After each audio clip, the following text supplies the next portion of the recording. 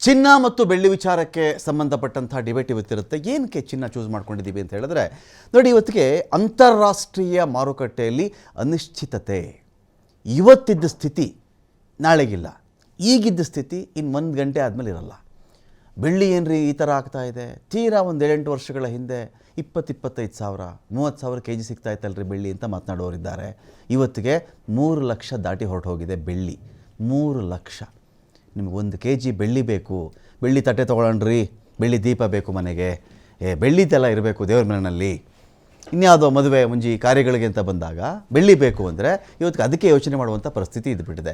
2 K G ಬೆಳ್ಳಿ ನಿಮ್ಮ ಮನೇಲಿ ಇದ್ದರೆ, 2 ಕೆ ಜಿ ಬೆಳ್ಳಿ ನಿಮ್ಮ ಮನೆಯಲ್ಲಿ ಇವತ್ತಿದ್ದರೆ, ಯಾವುದೇ ರೂಪದಲ್ಲಿ ಇದ್ದರೆ ಅದರ ವ್ಯಾಲ್ಯೂ 6 ಲಕ್ಷ ರೂಪಾಯಿಗಳಂದರೆ ನೀವು ಅರ್ಥ ಮಾಡ್ಕೊಂಬಿಡಿ ಇಷ್ಟು ಜಾಸ್ತಿ ಆಗಿಬಿಟ್ಟಿದೆಯಾ.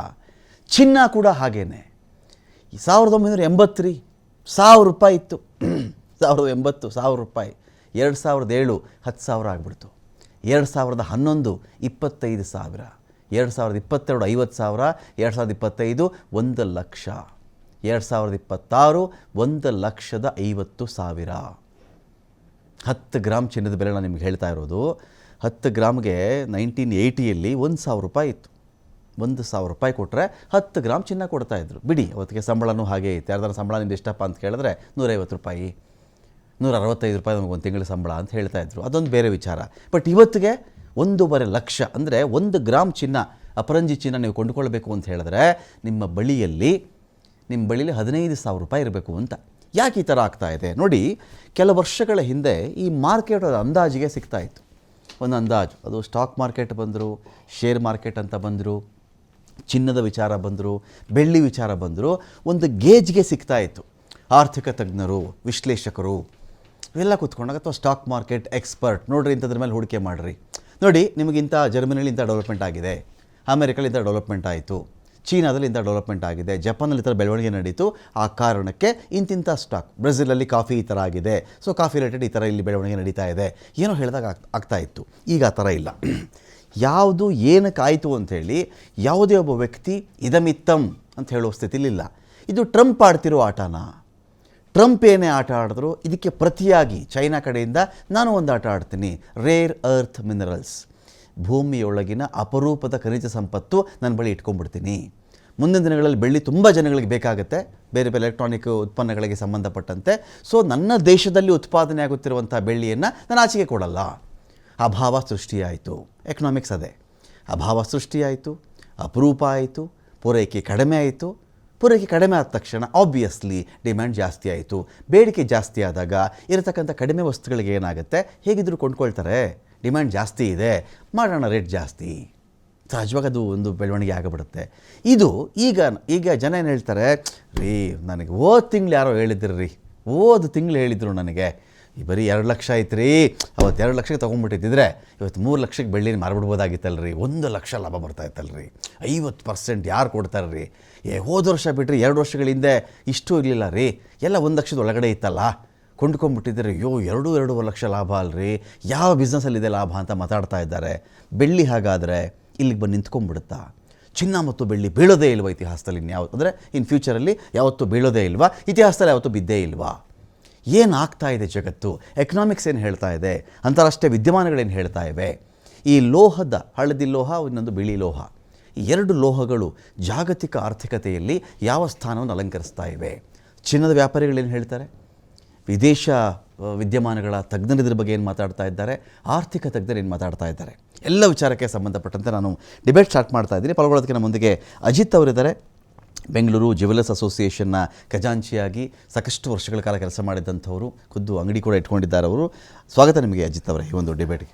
ಇನ್ನೊಂದು ಕಡೆ ಕೇಶವ್ ಅವರಿದ್ದಾರೆ, ಆರ್ಥಿಕ ತಜ್ಞರು. ಸ್ವಾಗತ ಕೇಶವ್ ಸರ್ ತಮಗೆ ಒಂದು ಡಿಬೇಟ್ಗೆ. ಪ್ರೊಫೆಸರ್ ಕೇಶವ್ ಸರ್ ಇದ್ದಾರೆ ಮುಂದಿಗೆ, ಸ್ವಾಗತ ನಿಮಗೆ. ಆನಂತರ ನಮ್ಮನ್ನು ಪ್ರೇಮಶೇಖರ್ ಸರ್ ಕೂಡ ಜಾಯ್ನ್ ಆಗ್ತಾರೆ, ಅಂತಾರಾಷ್ಟ್ರೀಯ ವಿಶ್ಲೇಷಕರಿದ್ದಾರೆ, ಅವರು ಕೂಡ ಮಾತಾಡಿಸ್ಬಿಡ್ತೀನಿ ನಾನು ಮೊದಲಿಗೆ ನಾನು ಅಜಿತ್ ಅವ್ರು ಕೇಳಿಬಿಡ್ತೀನಿ. ಅಜಿತ್ ಅವರೇ, ಇವತ್ತಿಗೆ ಏನಾಗ್ಬಿಡುತ್ತೆ, ಬೆಲೆ ಜಾಸ್ತಿ ಆದರೆ ಚಿನ್ನದ ಕಡೆಗೆ, ಅಂಗಡಿ ಕಡೆಗೆ ಜನ ಬರೋದು ಕಡಿಮೆ ಅಂತ ಒಂದು ಮಾತಿದೆ. ಇನ್ನು ಕೆಲವರು ಇನ್ನೂ ಜಾಸ್ತಿ ಆಗಿಬಿಡುತ್ತೇನೋ, ಒಂದು ತಿಂಗಳಲ್ಲಿ ಇನ್ನೂ ಜಾಸ್ತಿ ಆಗಿಬಿಡುತ್ತೇನೋ, ಸಾಧ್ಯವಾದಷ್ಟು ಕೊಂಡ್ಕೊಂಬಿಡೋಣ ಅನ್ನೋ ಕಾರಣಕ್ಕೆ ಈಗ ಚಿನ್ನದ ಅಂಗಡಿಗಳ ವಹಿವಾಟು, ಬೀಟ್ ಅದು ಬೆಳ್ಳಿ ಆದರೂ ಇದೇ ಮಾತೆ, ಚಿನ್ನ ಆದರೂ ಇದೇ ಮಾತೆ, ಜನಗಳ ರೆಸ್ಪಾನ್ಸ್ ಹೇಗಿದೆ ಇದಕ್ಕೆ ಅಂತ? ಮೊದಲನೇದಾಗಿ ಹೊಸ ವರ್ಷದ ಶುಭಾಶಯಗಳು ಮತ್ತು ಸಂಕ್ರಾಂತಿ ಹಬ್ಬದ ಶುಭಾಶಯಗಳು ನಮ್ಮೆಲ್ಲ ವೀಕ್ಷಕರಿಗೆ. ಎಲ್ಲ ಒಂದೊಂದು ಗ್ರಾಮ್ ಚಿನ್ನ ಕೊಟ್ಬಿಟ್ಟು ಹೇಳ್ಬೇಕು ನೀವು ಇದನ್ನೆಲ್ಲ ಶುಭಾಶಯನ. ಚಿನ್ನ ಅಂಗಡಿಯವರು 10 ಗ್ರಾಮ್ ಕೊಡೋಕೆ ರೆಡಿ ಇದೀವಿ ನಾವು. ಓಕೆ, 10 ಗ್ರಾಮ್ ಚಿನ್ನ ತೊಗೊಳ್ಳಿ, ಧಾರಾಳವಾಗಿ ಬನ್ನಿ ಅಂತ ಇದ್ದೀವಿ. ಸಾಮಾನ್ಯವಾಗಿ ಬಂಗಾರ ಅಂತಂದರೆ ಎಲ್ರಿಗೂ ಇಷ್ಟವಾದಂಥ ಒಂದು ಲೋಹ. ನಾವು ನೋಡಿರ್ಬೋದು, ಮನೆಗಳಲ್ಲಿ ನಾವು ಹೇಳಬೇಕಾದ್ರೆ ಮುದ್ದು ಬಂಗಾರ ಅಂತೀವಿ, ಅಪರಂಜಿ ಅಂತೀವಿ. ಮಕ್ಕಳನ್ನ ಕರಿಬೇಕಾದ್ರೆ ನಾವು ಬಂಗಾರ ಅಂತಲೇ ಹೇಳ್ತೀವಿ, ಬೇರೆ ಏನು ಹೇಳಲ್ಲ. ನೀವು ಚಿತ್ರಗಳನ್ನ ನೋಡೋದಾದ್ರೆ ಬಂಗಾರದ ಹೂವು, ಬಂಗಾರದ ಪಂಜರ, ಬಂಗಾರದ ಮನುಷ್ಯ, ಹೀಗೆ ಬಂಗಾರದ ಹಿನ್ನೆಲೆಯಲ್ಲೇ ಎಲ್ಲವನ್ನೂ ಕರಿತೀವಿ. ಇನ್ನು ನೀವು ಯಾವುದೇ ರೀತಿಯಾದಂತಹ ಬೇರೆ ಭಾಷೆ ಅಥವಾ ವಿಚಾರಗಳನ್ನು ತಗೊಂಡ್ರೆ ಅಲ್ಲೂ ಕೂಡ ಬಂಗಾರದಂತ ಮಾತಾಡಿದ್ರಪ್ಪ ಇವರು, ಹಿತ್ತಾಳೆ ಮಾತು ಅಂತ ಹೇಳಲ್ಲ. ಬಂಗಾರಕ್ಕೆ ಯಾಕೆ ಅಷ್ಟೊಂದು ಪ್ರಾಮುಖ್ಯತೆ ನಮ್ಮ ಹಿರಿಯರು ಕೊಟ್ಟಿದ್ದಾರೆ ಅಂದರೆ, ಅದು ಸಾರ್ವಕಾಲಿಕವಾಗಿ ತನ್ನ ಶ್ರೇಷ್ಠತೆಯನ್ನು ಗಳಿಸ್ಕೊಂಡು ಬಂದಿದೆ, ತನ್ನ ಪ್ರತಿಷ್ಠೆಯನ್ನು ಉಳಿಸ್ಕೊಂಡು ಬಂದಿದೆ. ಆ ದೃಷ್ಟಿಯಿಂದ ಬಂಗಾರ ಯಾವತ್ತಿಗೂ ಸಾರ್ವಕಾಲಿಕವಾದಂತಹ ಲೋಹ ಅಂತ ನಾವು ಕರಿತೀವಿ. ಇನ್ನು ನೀವು ಹೇಳ್ದಂಗೆ ಜನ ಮುಗಿಬಿದ್ದು ಚಿನ್ನ ತಗೋತಾನೆ ಇದ್ದಾರೆ. ಓಕೆ, ಕಡಿಮೆ ಆದಾಗಲಂತೂ ಡಬಲ್ ತಗೋತಾರೆ, 2ರಷ್ಟು ತಗೋತಾರೆ. ಈಗ ಜಾಸ್ತಿ ಆಗುತ್ತೆ ಅನ್ನೋ ಕಾರಣಕ್ಕೆ ಮನೆಯಲ್ಲಿರ್ತಕ್ಕಂತಹ ಆರ್ಥಿಕ ಏನು ಹಣದ ಗಂಟೆಗಳಿದಾವೆ ಅದೆಲ್ಲ ಚಿನ್ನ ಮತ್ತೆ ಬೆಳ್ಳಿಗೆ ಪರಿವರ್ತನೆ ಆಗ್ತಾ ಇದೆ. ವಿಶೇಷವಾಗಿ ಇವಾಗ ಬೆಳ್ಳಿಗೆ ಪರಿವರ್ತನೆ ಆಗ್ತಾ ಇದೆ. ತುಂಬಾ ಜನ ಎಲ್ರಿಗೂ ಅನ್ಸಿದೆ ಬಂಗಾರ ಮತ್ತೆ ಬೆಳ್ಳಿ ಜಾಸ್ತಿ ಆಗುತ್ತೆ ಅಂತ, ಮತ್ತು ಆಗ್ತಾನೂ ಇದೆ. ಜಾಗತಿಕ ಮಟ್ಟದಲ್ಲಿ ನೋಡೋದಾದ್ರೆ ಒಟ್ಟು ಉತ್ಪನ್ನದ 53% ಭಾರತವೇ ಖರೀದಿ ಮಾಡುತ್ತೆ. ಜಗತ್ತಿನ ಒಟ್ಟು ಉತ್ಪನ್ನ ಆದರೆ 53% ಭಾರತ ಖರೀದಿ ಮಾಡುತ್ತೆ. ಉಳಿದ 180-190 ದೇಶಗಳು ಉಳಿದ 47% ಖರೀದಿ ಮಾಡ್ತಾರೆ. ಖರೀದಿ ಮಾಡುವ ಪರ್ಪಸ್ ಭಾರತಕ್ಕೂ ಬೇರೆ ದೇಶಗಳಿಗೂ ಬಹಳ ವ್ಯತ್ಯಾಸ ಇದೆ. ಬಹಳ ವ್ಯತ್ಯಾಸ. ಭಾರತದಲ್ಲಿ ಆಭರಣ ಇದು ಈ ಕಡೆ ಸ್ವಲ್ಪ ಆಭರಣ. ಕರೆಕ್ಟ್. ಇನ್ನೊಂದು ನಮ್ಮ ಪೂರ್ವಿಕರು ನಮಗೆ ಹೇಳ್ಕೊಟ್ಟಿರ್ತಕ್ಕಂಥ ಪಾಠ. ಕರೆಕ್ಟ್. ಚಿನ್ನಕ್ಕೆ ದುಡ್ಡು ಹಾಕು, ಹಬ್ಬ ಕಷ್ಟದ ಕಾಲದಲ್ಲಿ ಆಗತ್ಕೊಣೋ ಅಂತ. ಎಲ್ಲ ಸಂದರ್ಭದಲ್ಲೂ ಚಿನ್ನ ನಿಮ್ಮನ್ನ ಕಾಪಾಡುತ್ತೆ. ಮದುವೆ ಆಯ್ತು ಚಿನ್ನಕ್ಕೆ ಹಾಕು, ಇನ್ಯಾವುದೋ ಎಕ್ಸ್ಟ್ರಾ ದುಡ್ಡು ಬಂತು, ಜಮೀನ್ ಮಾರದೆ, ಇನ್ನೊಂದು ಮಾರದೆ, ಚಿನ್ನಕ್ಕೆ ದುಡ್ಡು ಹಾಕು. ಇದು ನಮ್ಮ ಪರಂಪರೆಯಲ್ಲಿ ಸೈಕಾಲಜಿನಲ್ಲಿ ಹಣ ಉಳಿತಾಯ ಅಷ್ಟೇ ಅಲ್ಲ, ಬಂಗಾರವನ್ನು ಉಳಿತಾಯ ಮಾಡಿ ಅನ್ನೋದನ್ನ ಅಭ್ಯಾಸ ಮಾಡಿಸ್ಬಿಟ್ಟಿದ್ದಾರೆ. ಇದರಲ್ಲಿ ಬೈ ಪ್ರಾಕ್ಟೀಸ್ ಭಾರತ ಹೆಚ್ಚು ಖರೀದಿ ಮಾಡುತ್ತೆ. ಉಳಿದವ್ರಿಗೆ ಈಗ ಅದು ಅರಿವಾಗ್ತಾ ಇದೆ. ಬೇರೆ ದೇಶಗಳಲ್ಲಿ ಇದರ ಅರಿವಿಲ್ಲ.